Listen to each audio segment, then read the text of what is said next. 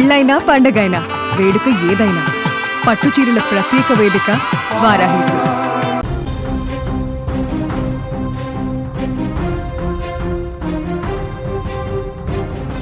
మేము చేసిన తప్పేంటి? ఆకలితో ఉన్న భక్తులకు కడుపు నిండా అన్నం పెట్టడమే మేము చేసిన నేరమా? ఆంధ్రప్రదేశ్ నుంచి వచ్చి ఇక్కడ సేవ చేసేందుకే మాపై ఈ కక్ష సాధింప? ఇది అరుణాచలంలో 6 ఏళ్లుగా వేలాది మంది భక్తుల ఆకలి తీరుస్తున్న ఒక తెలుగు నిర్వాహకుడి గుండెకోత.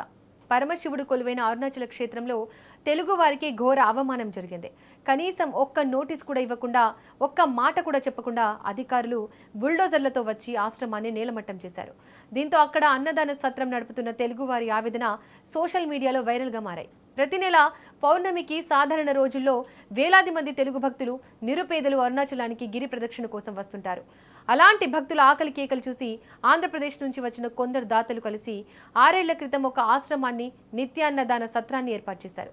ఎలాంటి లాభాపేక్ష లేకుండా కేవలం శివభక్తితో మానవ సేవయే మాధవ సేవగా భావించి ప్రతిరోజు వందలాది మందికి ఉచితంగా వేడివేడి అన్నదానం అందిస్తున్నారు. భక్తులకు నీడను, ఆకలికి అన్నాన్ని ఇస్తూ ఆ ప్రాంతంలో ఎంతో మందికి పెద్ద దిక్కుగా నిలిచారు. అయితే ఆదివారం ఉదయం ఆశ్రమ నిర్వాహకులకు కోలుకోలేని షాక్ తగిలింది. ఎలాంటి ముందస్తు నోటీసులు ఇవ్వకుండా, కనీసం సామాగ్రిని బయటకు తీసుకెళ్లే సమయం కూడా ఇవ్వకుండా తమిళనాడు స్థానిక అధికారులు బుల్డోజర్లతో ఆశ్రమానికి చేరుకున్నారు. నిత్యాన్నదానం కోసం సిద్ధం చేసిన బియ్యం బస్తాలు, వంట పాత్రలు, భక్తులు విశ్రాంతి తీసుకునే గదులను క్షణాల్లో నేలమట్టం చేశారు. సత్రం నిర్వాహకులు, సిబ్బంది, అధికారుల కాళ్ల వేళ్ల పడి, అయ్యా అది దేవుడి కార్యం, చట్ట ప్రకారం ఏమున్నా నోటీసు ఇవ్వండి అని వేడుకున్న అధికారులు కనికరించలేదు. తన కళ్ల ముందే 6 ఏళ్ల శ్రమ, భక్తుల ఆకలి తీర్చే అన్నపూర్ణాదేవి నిలయం కూలిపోతుంటే నిర్వాహకుడు తట్టుకోలేకపోయాడు. కన్నీరు మున్నీరుగా విలపిస్తూ సోషల్ మీడియా వేదికగా తన ఆవేదనను పంచుకున్నాడు. మేము ఆంధ్రప్రదేశ్ నుంచి వచ్చి ఇక్కడ సేవ చేస్తున్నందుకే మాపై ఇంత వివక్ష చూపిస్తున్నారు. స్థానికేతులమనే నెపంతోనే కనీసం నోటీస్ కూడా ఇవ్వకుండా మా సత్రాన్ని కూల్చేశారు.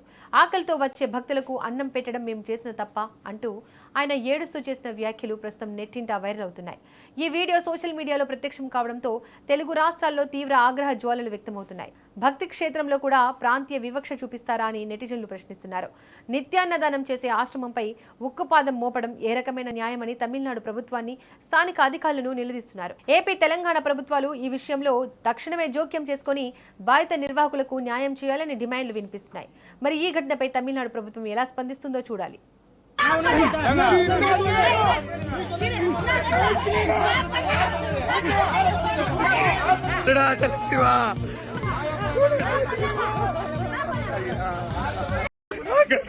పూత భవనాన్ని నేలమట్టం చేశారు.